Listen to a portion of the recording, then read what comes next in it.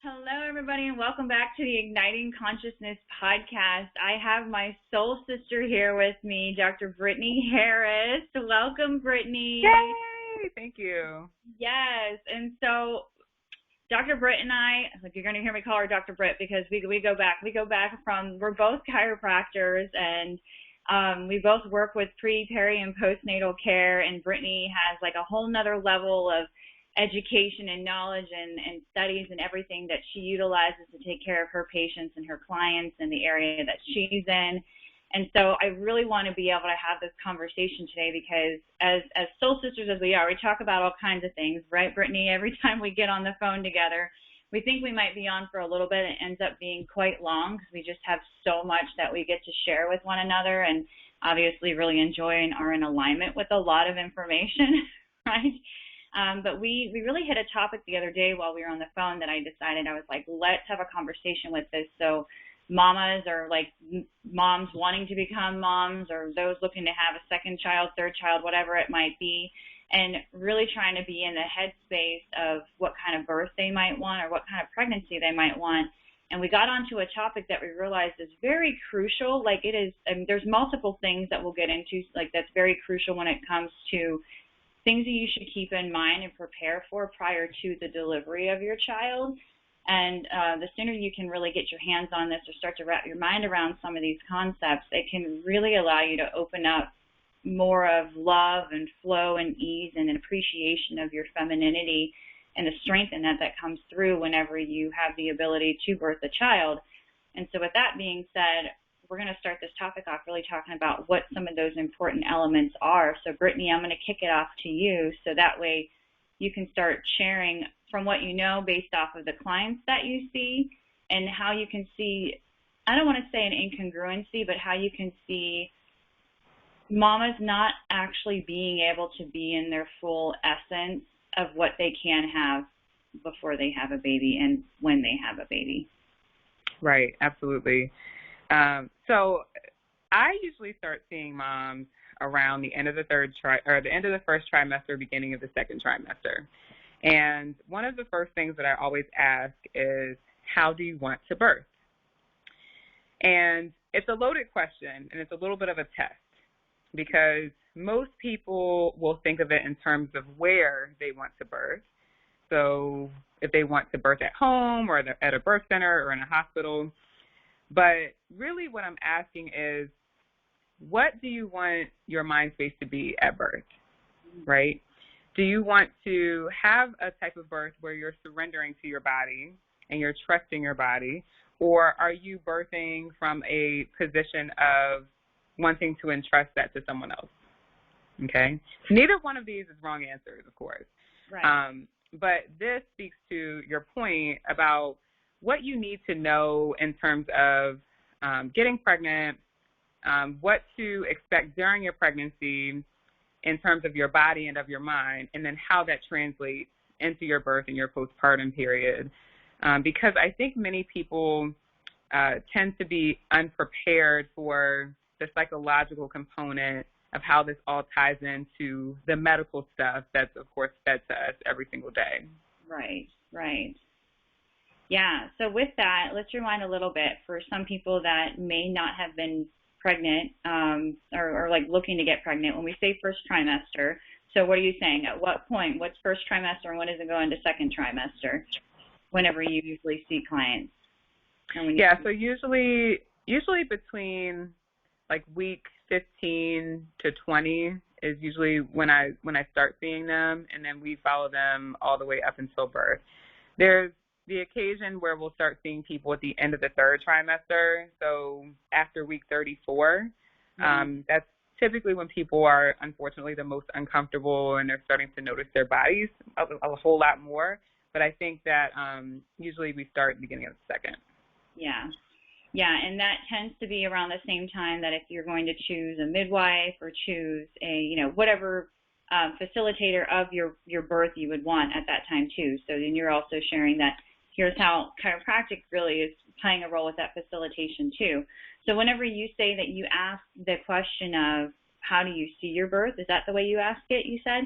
How do you want to birth?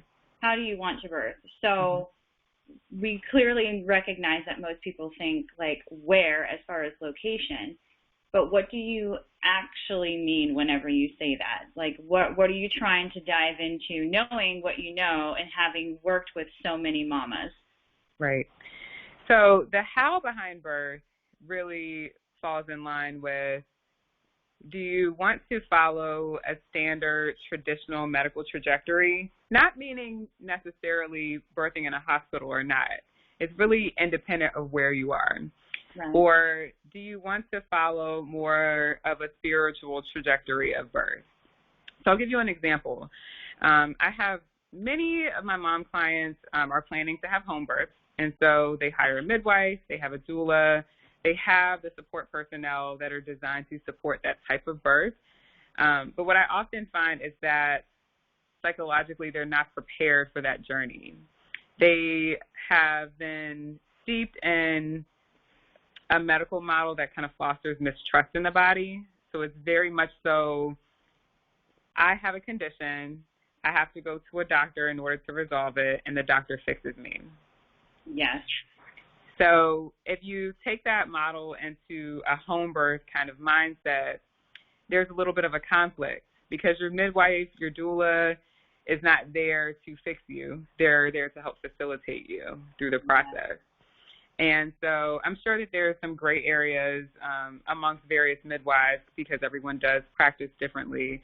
But that's what I'm getting at in terms of how you want to birth.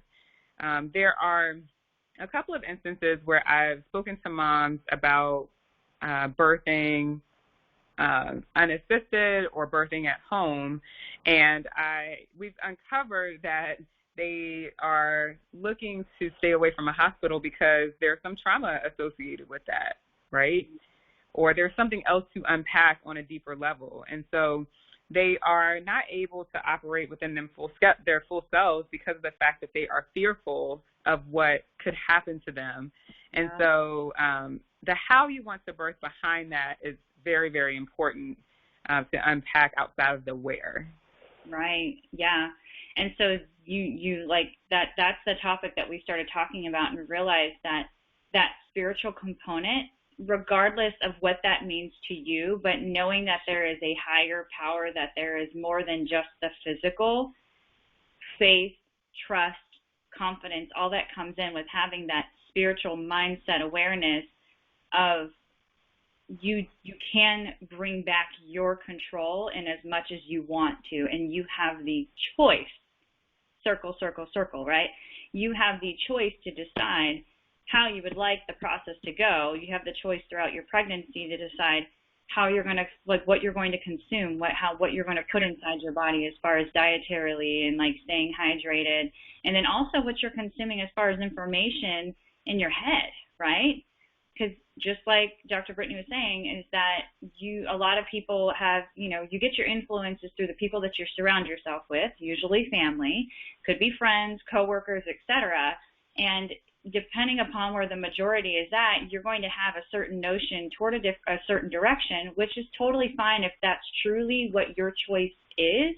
But if that isn't your choice, then it's really important for you to seek outside of your sphere of influence directly and looking elsewhere, and then also getting in the mindset of that spiritualness, and very much so, whether it's meditation and everything else. And so that is so important and crucial in having that trust in your body, because we as chiropractors, the basis of chiropractic is believing in the innate intelligence and the ability for the body to do what it's designed and supposed to do, and giving it that time and opportunity to do it, right?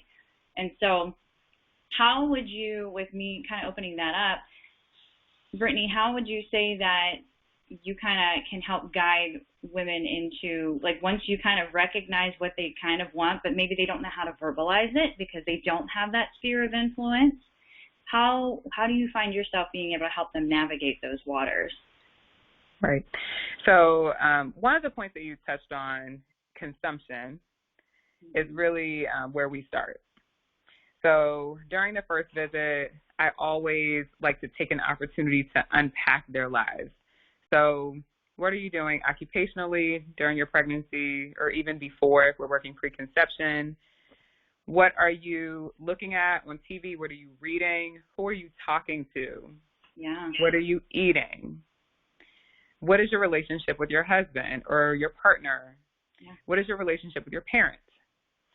Because when we can start to unpack these various areas, we can bring some awareness to maybe some areas where we need to make some changes. And, of course, no one is perfect. Right. We're not striving for perfection. But that awareness is a part of that personal journey that's going to propel us in the direction that we want to. And so my whole philosophy is in order to be able to make the best decisions for yourself, you have to operate from a point of clarity. And so as I tell my moms all the time, if you're so-called eating for two on your Doritos and Twinkie diet, you cannot operate from a point of clarity. There's just no possible way. Your liver is overburdened, your blood sugar, your pancreas, everything is overburdened. And so that inflammatory state in the body is not going to permit you to go on that personal journey that you're looking to go through. And so what we're trying to do is just unburden the system as much as possible, whether it's via, to your point, media, your personal relationships, food. If you have past traumas that you're trying to heal, let's unpack it. Let's refer you to the appropriate professionals if that's needed, and let's bring some awareness to the situation. That is so crucial, and that is something that I don't even know if, what other professionals would actually do that, and that's something beautiful that you offer to your clients. So I'm just like, it makes me, it's part of what needs to be done, and there's so much information out there, and there's a lot of misinformation out there. And so another part of that is in the consumption mindset and what you're hearing and what you're believing and what's being repeated in front of you. On top of that is who is your birth team, and that's something else to consider as well, right? So once you start to unpack that, I would imagine, being a chiropractor, you're part of the birth team. We're part of the birth team as well, like whether we look at it like that or not. But then who's going to be the one, as far as whenever you unpack that on what they want, who will be the one that'll be there with them to support them in the decisions that they would like to make and follow through on. And then also to have that confidence and that security to be able to have that confidence in their body and the confidence in knowing that, hey, if something were to go in a particular direction, which the likelihood is really actually pretty small, but the mind, if you're fearful, it will attract in, and likely something will seem like is something that is like traumatic that you need to have extra interventions being done for it. And there's a time and a place, and so I'm open with that. But we also know very clearly that that time and the place seems to happen way more often once you get into any type of particular system, because there's always people that have to cover their own behinds. And then now the mamas aren't able to really make their decisions, or if they have a decision and they vocalize that, what we've heard and what we've seen and witnessed, and I'm sure you've had it too, is that moms will get steamrolled.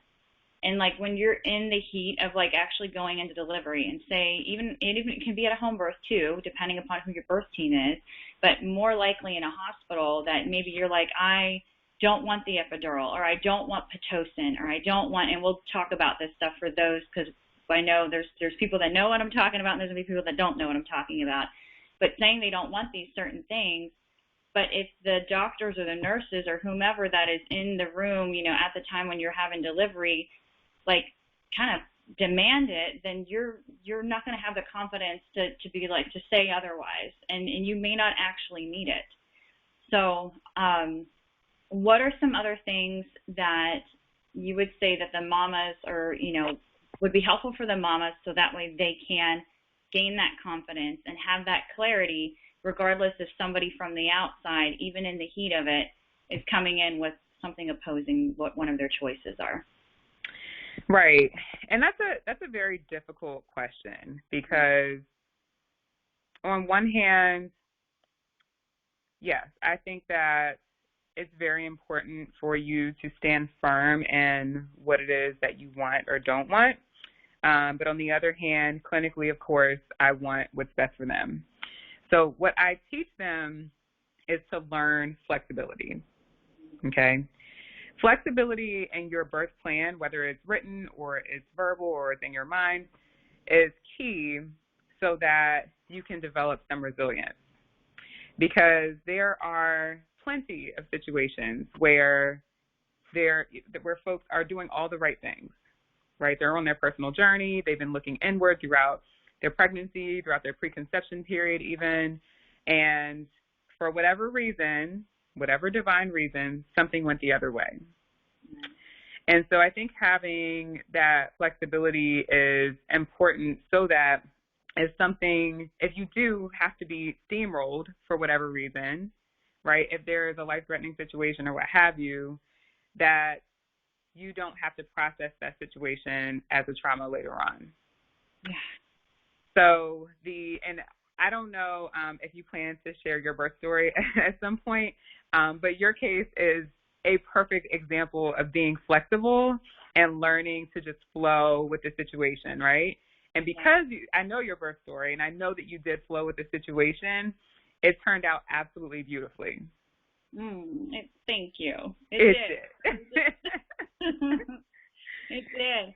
Yeah, and I will share that just so I can give a direct example, and then we can elaborate on that. So for me personally, I had an at-home birth, and I had a midwife, and there's various types of midwives, and maybe that can be a whole nother conversation that we can get into, because every state is also different, and then if you're in like Canada, like every province is probably different. There's different laws and rules and regulations around what the midwives can do, and then therefore what are things that you might have to do because that's what the midwife is requiring in order for them to keep their licensure. So that being said, so I definitely had a midwife, and I didn't end up getting a doula because in this case it's like I have my husband who's also a chiropractor, and so he was he's part of my birth team as well. And that's like the other emphasis that I want to get onto that's really important. You need to make sure that your partner is on the same page and you guys have conversations prior to the delivery, so that way it's not like at delivery time and your significant other is, you have to think, and I'll share this too, you have to think your significant other is going to watch you being in discomfort, and they're like helpless because they want to help you, they want to comfort you, they want to help you feel better. And naturally, that's where some significant others can be very strong in saying they want you to be in a hospital even though you don't want to, or they want you to have like a pharmaceutical, or they want you to have the epidural because they don't want to see you in pain, or they want they're hearing the doctors or somebody say that you need to get the baby out of you, so they want you to have the Pitocin. So it's like sometimes that ends up happening too. It's not that the significant other is trying to make you anything opposite of what you want, but it's because the significant other it wants the best for you. And if they're not educated, well, in this case, my husband is clearly educated because he works on pre and postnatal pregnancy as well, so he's very aware of what together we made our decision. But I'm just giving the examples of this of how I can understand why significant others may be so strong about what they want their mama, like their soon mama to be or whatever, to do. And so at any rate, with my so I had an at-home birth, and my little girl, she's a month old today as we're doing this recording, which is bizarre. She was estimated to come around this same week that we're recording right now, but she decided to come 3 weeks earlier. She was at 37 weeks, so that is full term, but it's very early in full term because full term is 37 to 42, and usually a first-time mom, which I am, usually a first-time mom typically goes longer, but in this case, my little Sedona wanted to come earlier. So she's her mommy's daughter. Sorry? She's her mommy's daughter. That's what a lot of people are saying, that she came in this world knowing what she wants and when she wants to do it, and she wants it now. So little girl came in, and I say this about her coming in early because I didn't even have my birth kit, and that's something you get when you have a midwife, is you get a birth kit like that has the cord clamp and like things to take care of you whenever you're bleeding afterwards and stuff like that, and like etc., like birth tub, all this other stuff. Well, she came so early that it was the Friday. She came on a Monday, and I was supposed to have like my before birth appointment that Friday. So I didn't have any of that stuff available because I thought I had a couple more weeks. And she came in fast, and before the last check that I had, she was actually head down, and I birthed her breech. And so for those of you that don't know, that's whenever her butt comes out first, which in the world of birthing, that's like, mamas are like led to believe it's so fearful, it's so scary, and especially OBs in the hospital, they're not trained to do natural births anymore. They're trained to do surgery for C-section, let alone to deliver a breech birth. And in fact, most of the time, if they were to find out that you were having a breech birth, they would automatically call a C-section for that reason, because they don't know how to deliver them. Well, in this case, baby girl was coming really fast, and I'll let you know that with breech births, they call it silent labors. And I now personally understand why they call it that, because it goes from like 0 to 60, where when a baby is put down, everybody's birth and different stages of labor is different. And again, like there's pre-labor, there's active labor, there's transition, which is right before you actively push the baby out. And whenever there's a breech birth, I didn't even know that. I kept calling it pre-labor contractions, and I was actually in active labor contractions. It didn't allow me to notify my midwife in time. My husband was still sleeping. I didn't even wake up my husband until he heard me groaning when I was in transition, right before I was about to birth the baby. And that was just because it happened so fast that I was in denial of what stage of labor that I was actually in. And so even me sharing that, some of you listening to this podcast might be like, oh my gosh, that sounds so scary. But for me, it was like, this whole time I knew I wanted to have an at-home birth. I was fully entrusting in my body, and because I have a very strong spiritual background, I also was able to like get into my body to where I clearly wasn't freaking out to call all my birth team on board right away. And so you don't have to be the way that I was. That's just where my mindset was, and this is why, as Brittany had shared, like why my birth story ended up being a beautiful birth story, where for somebody else it might have been very scary. It could have ended up differently. And so I knew that I wanted a water birth, and I'll be quite honest with you, I had, like when I was about 30 weeks pregnant, or maybe even earlier than that, I started having these ideas where I was like, I'm going to have a fast birth. Like I was planning on I like manifested it. I didn't want to say that I need to have a breech birth in order to have a fast birth, but I knew I was going to have a fast birth, and I definitely did. And I started to believe that. I was like, and because I'm going to have a fast birth, I don't think I'll even have time to fill up the birth tub in order to be in the birth tub and birth my baby, which clearly would have been the case in this case. And I actually ended up birthing my baby in my guest bathtub, because I was running the bath water to calm and soothe, and calm and soothe it did, but I was not able to get back out of the tub again once I got in it, because then I started progressing along, like I said, got into transition.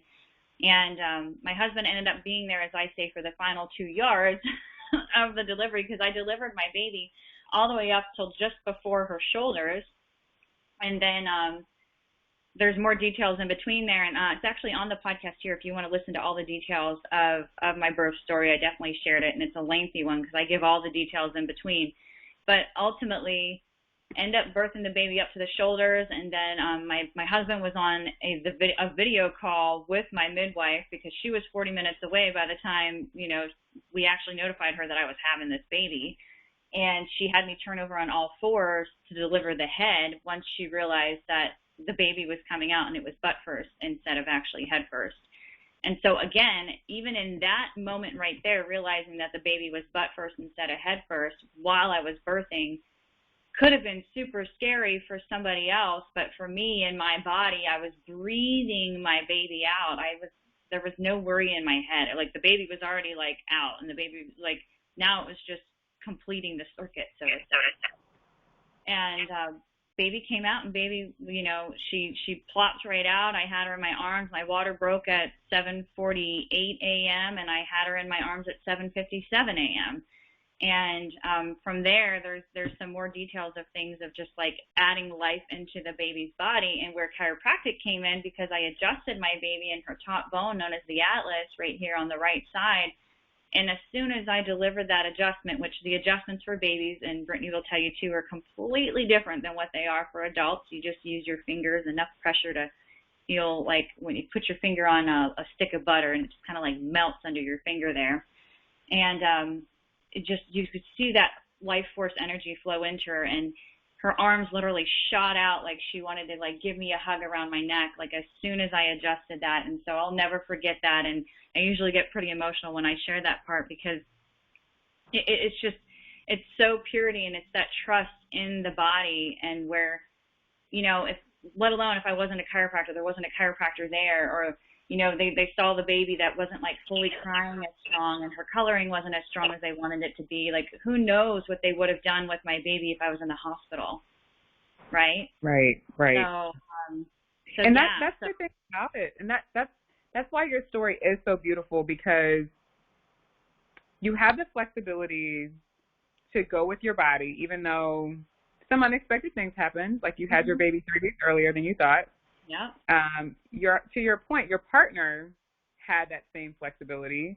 And, you know, I told Natalie the other day, you know, Lee is like one of the few men that I know that has like the level of clarity and poise to be able to make it through that type of situation without freaking out, right? Yeah. He, of course, is very congruent with you spiritually.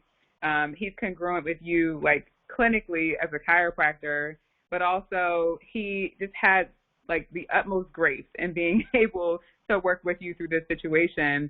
And so having all of those qualities in your birth team is so essential. And I'm so happy that you can share that type of story, because there's so many birthing people who need to understand that they're not in it alone. You know, even though they're the ones who are doing the work, their bodies are facilitating that process, they are so not alone in that process.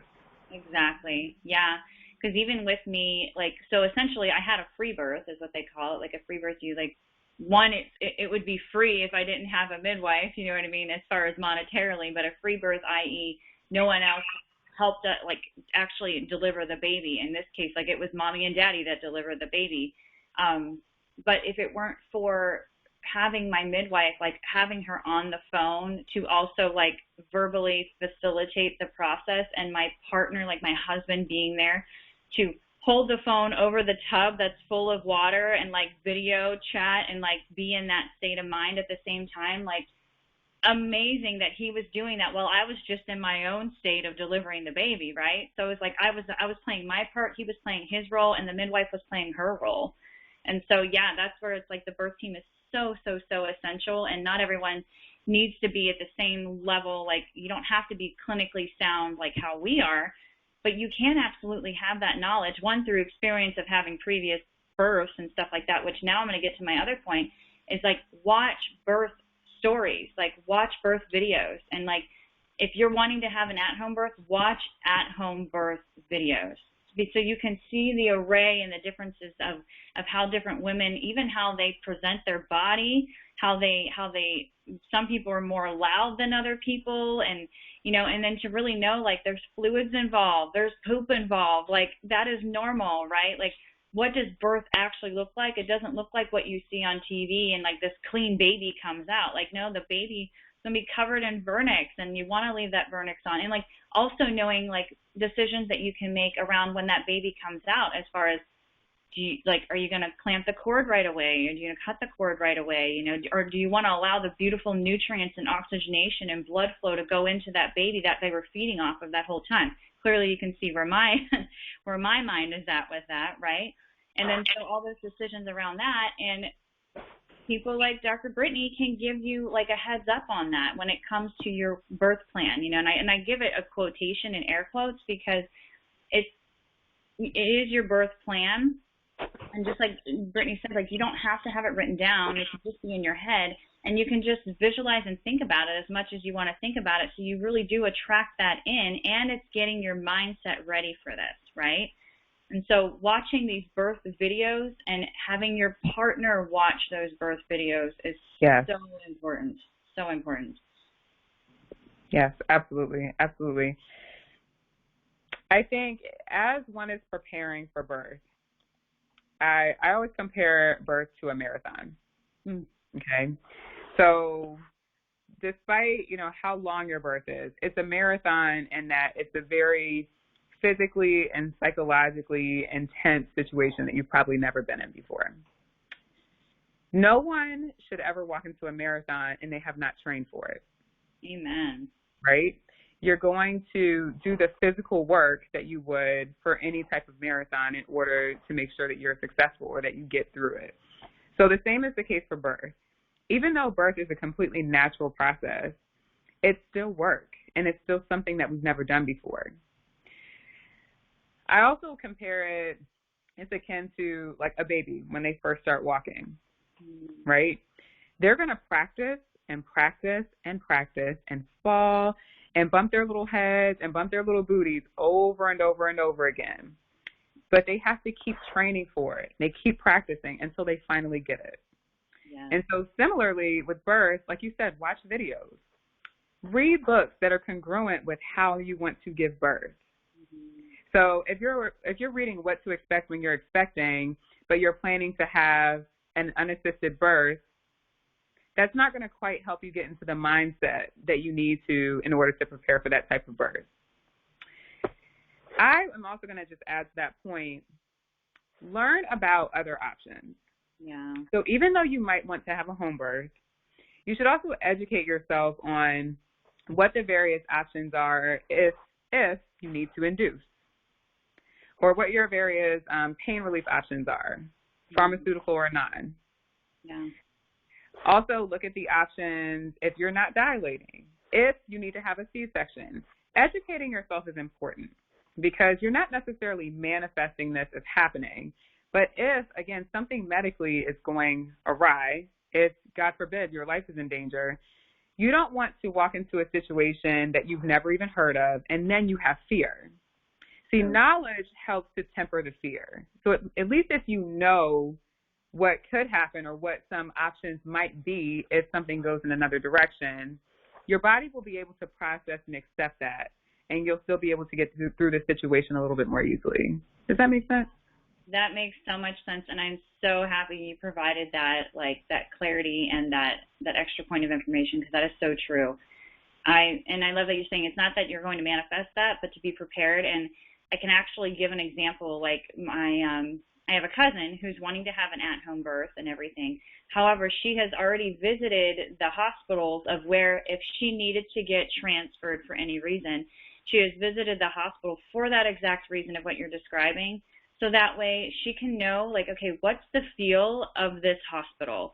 What are the processes that they end up going after? Because every hospital is absolutely different, right? There's going to be some hospitals that might be more pushy, and also depends on who's on staff, what OBs are on staff and nurses are on staff and everything. But at least if she can go to the hospital and she knows what she could anticipate going into the hospital setting, and not have that extra fear, because now this is a totally foreign place. She's probably like if the mama has to get transferred and she's already in fear or in worry or thinks something's wrong with her, just to the fact that she is going to the hospital, let alone going into the hospital and then not knowing anything about it and having all that unfamiliarity with it. So I'm so glad that you brought that up, because even though I know that it's going to go through beautiful and my cousin's going to have a home birth and everything like that, she's fully educating herself so she can see the array of options of what are things that could happen in like A, B, C, or D, if it were to go down to those different options that might come into play there. So yeah, I'm really glad that you brought that point up as well. And then right. What are some examples of what you would suggest to mamas, and if not, and then I'll also share too of what you would suggest to them, so that way they can start to get in tune with their bodies and find whatever spirituality means to them. And really, when I say spirituality, it's like I said, it's you knowing that it's more than just the physical, that you can get into your mind and allow this connection of higher power, essence, God, source energy, universe, to fully put your faith and trust in yourself. But in doing it for yourself, you're also putting that faith and trust, so you feel like you always have someone, something, source, and energy to call upon. Like you'll hear people say, like, God always, like, the universe has our back. God is always there watching over us. And that's the truth. It's very true. However you look at it and whatever languaging you're using for it, but having that type of language and having that trust in that, so that way you can pull whenever you're in transition. And mamas, I get it now because I've been there. When you're in that transition point where you're like, oh my gosh, if it gets any worse than this, I don't know if I can do it. You call upon that higher essence of really you, but you're calling in that higher essence of God, source, energy, universe, to give you that, like, that momentum to keep pushing through. Because it's just on the other side when you hit that point, when you get in that mindset, that you can either close the gate or you can keep that gate wide open and go through that rite of passage of what, you know, of what you're about to go through. Because it really is. It's a rite of passage that whenever you're going through delivery, it's a portal. You're literally going through a portal when this happens. It's absolutely incredible. So are you going to leave that portal open, or are you going to shut the gate down, right? So what are some examples of what you might suggest to some of your mamas? Practice doing hard things. And it might sound silly, but I'm thinking of one example in particular of someone, again, who wanted to have what she defined as a natural birth in a hospital.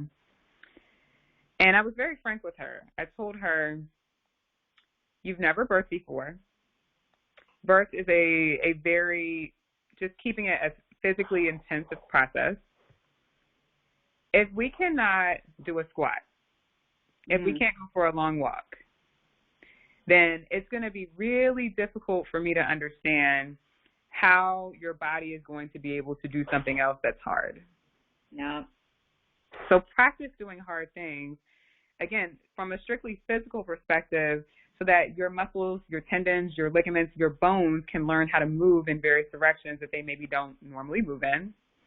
But also because movement helps to produce those endorphins that keep you going. Which it's a beautiful cycle. Happy hormones. If you're wondering what the endorphins are, those are the feel good, I've got this. You're listening to the song that just gets you excited, or you're dancing and that gets you excited. So go on. Right, exactly. So when you feel that sense of happiness, that dopamine rush, the serotonin rushes, remember, all of these brain chemicals are cousins of oxytocin. Okay, oxytocin is that hormone that sends you into labor. So we have to get those brain feel-good chemicals rolling on a regular basis so that your body starts to understand and practice undergoing that process of you going into labor before you actually do it. Yeah. So practicing doing hard things is number one. If you're a person that is not normally very physically active, then it's time to start. Now, I don't mean, start doing CrossFit necessarily during pregnancy, but just getting involved in some type of movement every day and feeling those changes in your muscles, your ligaments, your tendons can be very, very powerful. That's definitely the primary recommendation behind how to tap into yourself. The second thing I'll say is watch your language, especially as women, and it takes one to know one. As women, we are bathed in a society where we are taught to constantly overly criticize ourselves. Yeah. Between my hair, I need to lose weight, or my skin, there's always something that's wrong with us. That's what we're taught. Men are not taught to do this, but this is what we do.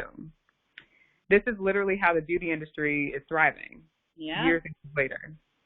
And so I always tell mamas, especially as I'm talking to them on the first visit and I'm getting a feel for how they talk about themselves, I always say, do you ever say anything nice to yourself? Or do you just say, I need to lose this weight? Or I need to get my my pre-baby body back? Or, gosh, I feel so lazy today. Do you ever say anything nice? And it feels silly, but this is, again, for anyone. Practice pumping yourself up. You should be your biggest cheerleader. Amen. If you can't pump yourself up when you're sitting on the couch for 3 days watching Netflix, how are you going to pump yourself up during birth? Ain't that truth? That is the truth. So much so. Oh, yeah. So there are, of course, and I'm sure you can speak to this too since you actually have birth, but there are a multitude of things that we can do to tap into our spiritual selves. But it really starts with basics. And I know that we all know to exercise. We all know, that we should be nicer to ourselves and what have you. but that why behind it is what can really trigger change in people.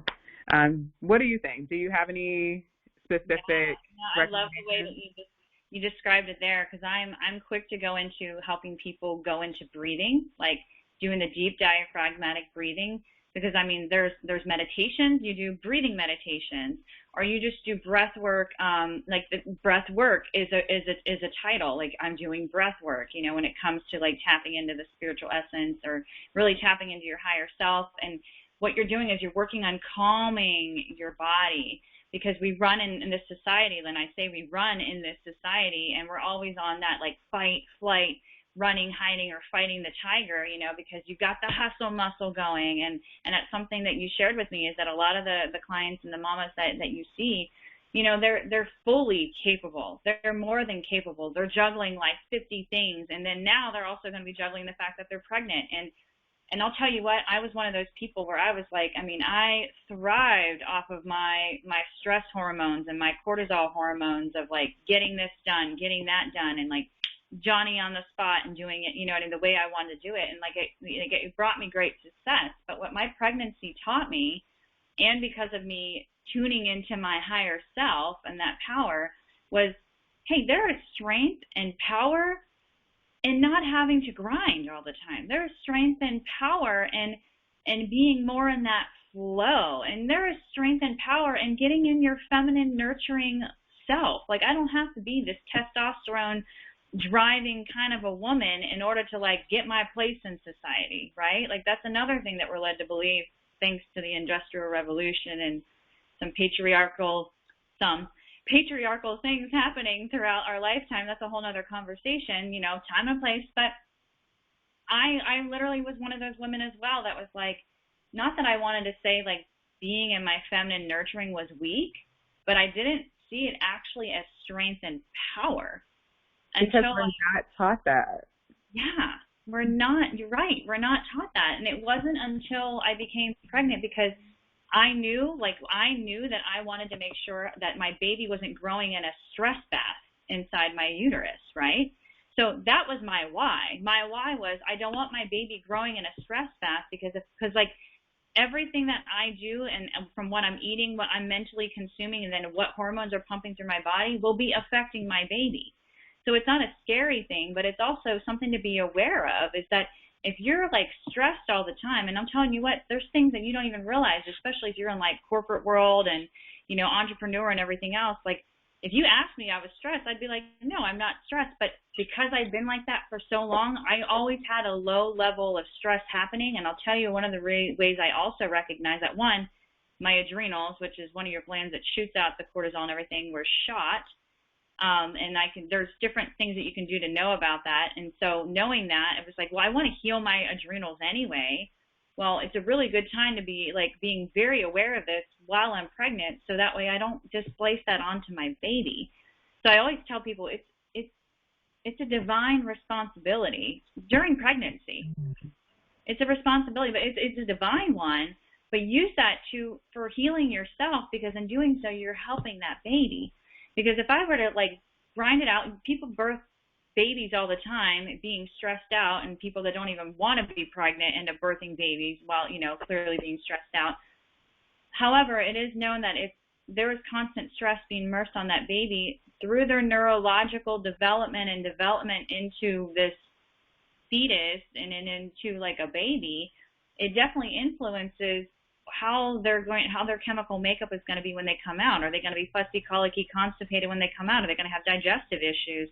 Are they going to have social delays or something like that? Like these things come out and you see it on the other side. And when you have a more holistically minded clinical, clinician that can help recognize this, it can be helped. But you have that influence of what's the like the universe, or like what are you providing for your baby while you're pregnant, right? And so the breath work. So I got off on a tangent because like breath work is so powerful. So like one easy way for you to like take that pause is literally just take a deep breath, because so many of us breathe up here in our shoulders, right? And that's very sympathetic, meaning very like stress-inducing like that. We need to breathe deep into our belly. They call it the belly breathing, the yogic breathing, right? People that are in theater, they do this type of breathing so they can project their voice and they can sing, right? And so breathing in through the nose and then like bringing it down and expanding that belly out, right? And then exhaling out through the mouth. Literally, it's as simple as taking a breath, mamas. It's as simple as taking a breath, anybody for that matter. Like, even before you respond to somebody who just came onto you really sharp, pause just for a moment to take that deep breath. Because by you pausing to take that deep breath, even without doing the quote whole like 5 minutes of breath work, just by pausing and taking a deep breath, you're stopping that stress cycle. And you're starting to train your body that, oh, I don't have to go. It's not 5 o'clock somewhere right now. You know what I mean? Like, your body doesn't have to go into its typical wind-up state. You can take that nice deep breath. So breath, like breathing, just showing, like just having people go through how to breathe. And it's something that we have to do every day, but like we forget how to do it in a deep, positive way to help facilitate our hormonal processes, let alone if you're pregnant.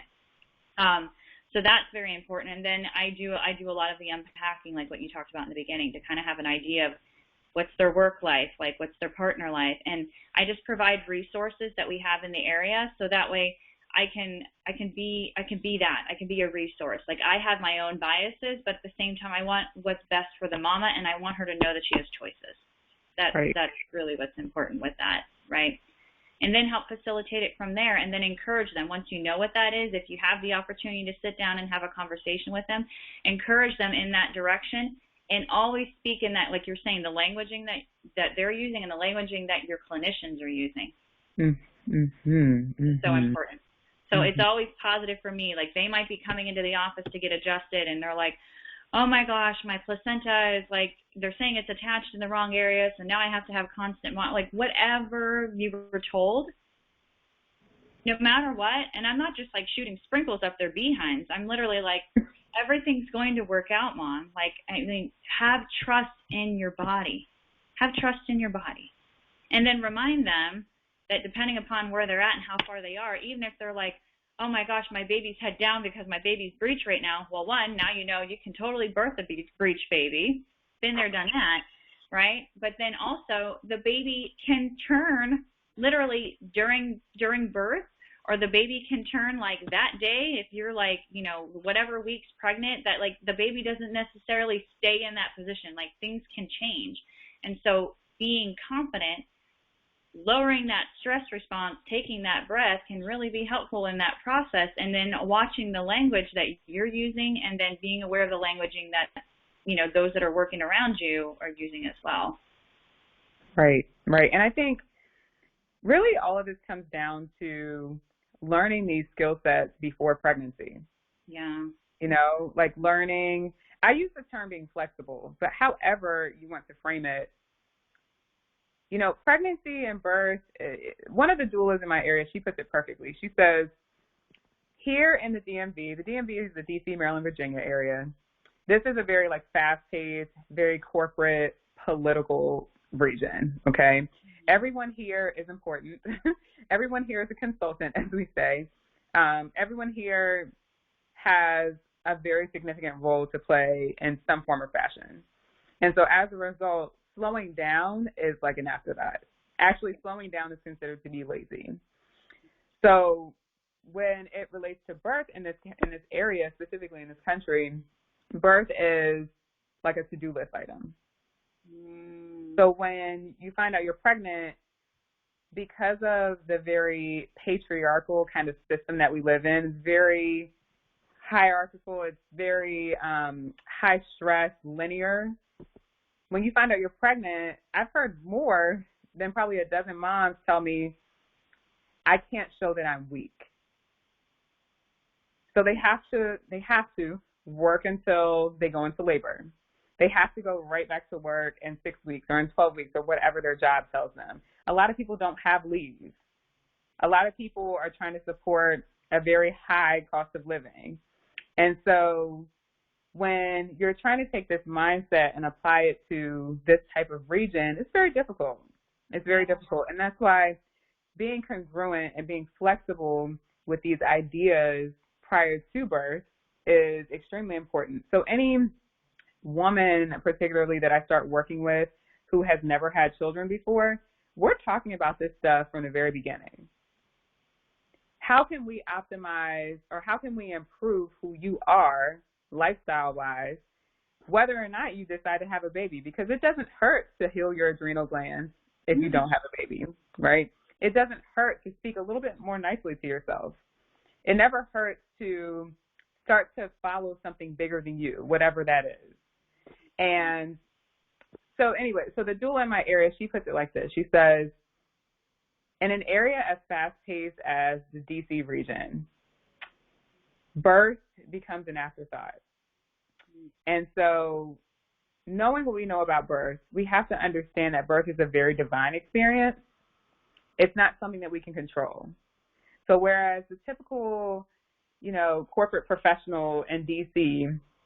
can make a checklist of items in order to get to where they want to get, right? They can say, oh, I need to go to college. I need to get this certification. I need to blah, blah, blah, blah, blah, right? I need to. As long as you check off everything on that list, you'll have everything that you want. You'll have the life you want. You can buy the Tesla or whatever, right? Birth is not like that. It's not a matter of do all the things on the list. As long as you have a doula and you do the Spinning Babies workshop and you have a chiropractor and you do the Lamaze classes and you do the this and you do the that, I'll have a perfectly fast natural birth. Birth is not that way. Mm-mm. You can't predict it. You can prepare yourself, of course. I'm always an advocate of preparation. But what you have to do is learn to surrender to life. Surrender. Woo! That's a strong word right there. Surrender. Yes. It is. And it's a journey. It's not a destination. We're all on the journey. I know I am. Mm-hmm. And so surrendering doesn't happen during pregnancy, especially when you're working a high-stress job and you're trying to hide the fact that you're pregnant or trying to not show so-called weakness. No. It starts before that. So true. Yeah. Yeah. I'm just like,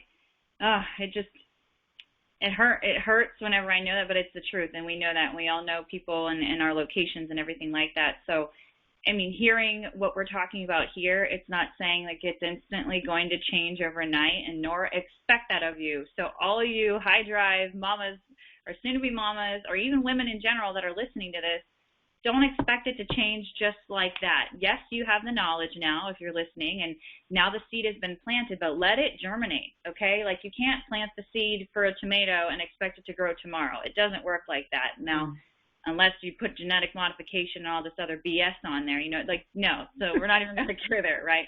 Let it germinate. Let nature take its process. Let you take your process to make sense of it. And what does that mean to you? And what is that going to look like to you? And here's the other thing I'll add in there is that take these concepts as far as it feels good for you. If you start to dive into the details and it starts to stress you out, stop thinking about it, okay? That's with anything. So in the world of manifesting, of like manifesting the things into your life and allowing things, people call it luck, people call it whatever you want to call it. No, in the world of manifesting and having things come into your life and like how it really works is you putting that intention out there, thinking about what it is that you want, and if you can go into the details and it still feels really good and it keeps you excited to I want this house, and the house is going to be over 2,500 square feet, and I want over an acre of land. Like if you go into details like that and it feels good as you're going into those details, then go there and keep dreaming, keep putting that out there and having those set intentions. But if you just know that you want to move into a house that's move-in ready and like you want it to happen, and it's going to happen, within the next 6 months, and that's like even as much as you want right there, and that feels good. And the moment that you start to say, well, like how much land do you want? How big does the house need to be? And that doesn't feel good, or it starts to stress you out, or you start to feel like a rapid heart rhythm or feel kind of funny in your stomach, listen to that and stop thinking about it, okay? And just know that when it comes back in, like you've already projected it out there. And so that sounds like pretty deep and spiritual, but I mean, it is just like common things to to surrender. Talk about surrendering. You put your intention out there and then surrender to how it's going to happen. Because I'll tell you what, clearly I said from the beginning for going back to birth, I said that I knew that I was going to have a fast birth. I didn't say how it was going to happen. I just said I was going to have a fast birth, right? I didn't say how it was going to happen, that I wouldn't have time, or I wouldn't be filling up the birth tub. I didn't even have time to buy one, for crying out loud, right? You know what I mean? I didn't plan on buying. So, like, that's just from the birth area right there. So I didn't go into the details of it. I just put that intention out there, and it happened. And sometimes you'll put the intention out there and something, like, and it'll happen, and this is off birth topics right here, and you might realize, oh, I don't really want that. Right? Great. Right? And so I might not really want that, but guess what? Don't be upset about that. You had the intention, thinking you really wanted to have this at this particular time, and so it came in, and you're like, oh, I took a taste of that, and I actually want something else. And so use that as knowing that, hey, that let you know that you didn't want to go through that door, and you actually wanted to go a different direction with it. And so that's still a positive, intentional thing. And these types of things happen all the time, pregnant or not, birthing or not. Like, this is what happens in life, and this is what we're talking about when we're talking about spiritual essence and trust and faith and having that congruence and confidence in it. But you need to tune into yourself. You need to, like, recognize, what do you think? What do you want? How do you want to live your life? Not what everyone else is telling you, not what everyone else might be displaying to you. What feels right for you, and feel it, right? And give yourself permission to feel it, right? Yeah. So to your point, it's like listening to your body. Like, how many patients do you encounter that have no sense of body awareness? Like, have no idea that they're carrying their shoulders up to their eyebrows like this all day, every day. Right. Or have no idea, like, how much just general tension they hold in themselves, but particularly, like, when they get up to go to work. Or, I mean, I've seen some cases, and I mean, I may or may not have told someone that they need to consider maybe looking at other options in their marriage. Oh, yep, that too. You know, yep. Like, if someone or something or an idea or a place or whatever is constantly throwing you into a stress response, you got to think about it, right? Yep. So these are the kinds of things we can do pre-pregnancy, pre-birth, to start to tune in. It doesn't have to look like, you know, stepping in a crystal shop necessarily. It doesn't have to look like going to church. It doesn't have to look like meditation. It starts with just tuning into what's happening in your skin. Yes. Yeah. Oh, yeah. And that's where, I mean, like, I feel like we can wrap this up, because that's where this really went. We gave so many other gems in there. And gosh, yeah, what are you feeling? What's happening inside your body, and what's happening, as Brittany says, like, what's happening in your skin, and giving yourself that opportunity to listen to it. So, wow, yeah, this is just absolutely beautiful. I'm so honored and so happy that we were able to have this conversation. And yeah, we'll just wrap it up from there. So feel free, for anybody listening to this podcast here, if you want to hear, if you're in the area of where Dr. Brittany is at, I'll make sure to include in the notes below how you can contact and reach her if you're in the area, so you can have her wisdom and her knowledge and her love and compassion for what it is that she's doing, to reach out to her. I know that in this recording right now, I have her paused right here, so maybe I'll be able to, if you want to log out and get back in here, Brittany, maybe we can do that. But either way, so I just want to just empower you all, you know, the word surrender, if that stood out to you, surrender, have that confidence, find that spiritual essence of whatever that means to you, and have fun with navigating that and trying to figure out what that means to you. And if you're being pregnant or, you know, about to birth, like, be very aware that you do have the choice. You do have the power, that you have everything that you need in order to deliver this baby, that you are stronger than what you may give yourself credit for, and to be flexible. I love that Dr. Brittany kept saying that, is to be flexible. Encourage you to, knowledge is power, and it aids in the healing process, and it aids in the process of birth. Watching videos, reading books, surrounding yourself with people, being nice to yourself, what's the languaging that you're using, and physically preparing yourself so that way you can handle and you know, handle this marathon, because you can handle it. You're fully capable. And so I just want to empower and encourage all of you moms, or, you know, moms to be, and whoever else that is listening to this, because these pearls of wisdom that we dropped with you today can also be used in just everyday life as well. And so I want to wrap it up there, because I know this turned into a longer podcast, which I fully anticipated that. Talk about manifesting, fully anticipated that, because that's what me and Brittany do. I mean, when we get on these topics, like, it just opens up all these other levels and layers right here. And we really focus this on birth and everything, but then a lot of these things that we shared actually applies in everyday life for wherever you're at and whatever stage of life that you're in.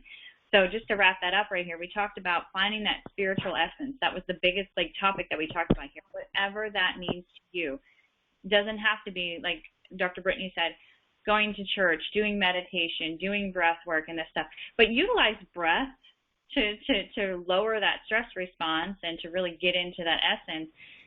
You know, if that means journaling, if that means writing, like whatever that means to you, to really start to trust and to feel in your own skin. I love how you said that, like to just understand what you're feeling in your body and what your choices are, what you decide to do, how you want to do it, being aware of your relationships, those that are living in the household with you, and the relationships of what you spend your time with, and how that makes you feel. Is it positive, or is it uplifting, or is it kind of, you know, not so much, right?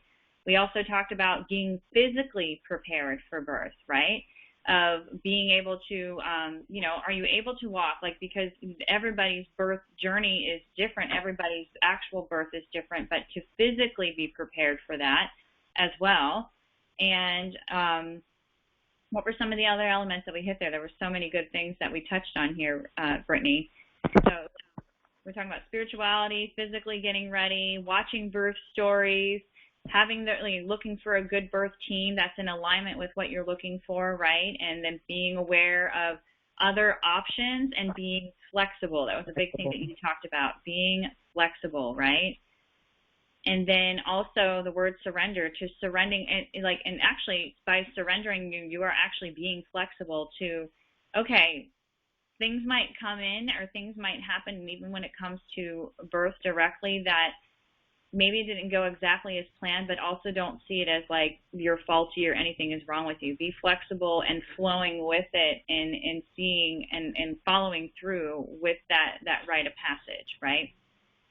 And so I want to be able to wrap that up right there. And then with Dr. Brittany, for those of you that might be in the DMV area there, if you want to reach out to Brittany, I will definitely include her information in the show notes here. But if you want to share anything of where else would be a good place for people to reach you, where would that be? So the best way to get in contact with me is probably via Instagram. My handle is DMV Mobile Chiro. So DMV MOBILECHIRO. Okay, and so reach out to you on Instagram, obviously send a private message, or probably even just follow you. They can do that too, right? And so, yes, thank you so much for sharing this conversation with me today. I just absolutely love our conversation. There's so many different directions we can go with it here, but just know that, you know what, be empowered, mama, right? If there's any final words of wisdom or anything that you want to share for your mama clients or soon-to-be mama clients, what would that be? I would say understand that your story is still being written. Wow. The story does not begin or end with pregnancy. It doesn't begin or end with birth. It doesn't begin or end when that baby starts walking. It's a never-ending story. And so I say just enjoy it. Enjoy the process. And I don't mean to take up too much of your time, but there's so much emphasis placed on the birth. Like the birth is the end. Yeah. And I think when we put too much emphasis on one part of the process, we completely ignore the magnificence of what's going on. You are growing a life. However that life started growing, whether it was the good old-fashioned natural way or otherwise, you're growing a life. And that's pretty doggone magnificent, regardless of how that life comes earthside. It doesn't matter. Whether you have a cesarean or you birth your baby in a bathtub, your birth is still amazing. It doesn't matter. It does not matter. And so just remember that this is a part of a story, that your birth does not dictate your value as a mom. How you birth does not have any bearing on how much you prepared or how much you didn't prepare. It has no bearing on you as a person. So just remember that this is a part of the ever-flowing continuity of life, and we're here to enjoy it. We're only a snapshot in time, so let's not focus on one micro, minuscule portion of that. Oh, my goodness. Seriously, amen to that. And yes, sister, yes. We're just going to wrap it up on that. Exactly that. And you know what? With that, take that to heart, take it as it, let that germinate, let that sit with you, and recognizing, yes, there is so much more to life to be enjoyed. And yes, and share this with any of your friends or anybody else that you think that this would be beneficial for them listening to this. And again, I just thank you all. Thank you, Brittany, for being here with me and having this conversation. And then anybody really enjoyed this episode, please leave comments or let us know if there's any other topics you'd like us to go on. Well, there's no doubt, I'm sure we can set up another one of these talks right here and we can Definitely go there with you. And we would absolutely enjoy it. So let us know. Let us know what it is that you want to hear. If you want us to go in any other direction, reach out to her, reach out to me. But again, thank you for listening in on the Igniting Consciousness podcast. Have a good one, Dr. Britt. We'll talk to you again next time. Thank you, Dr. Natalie.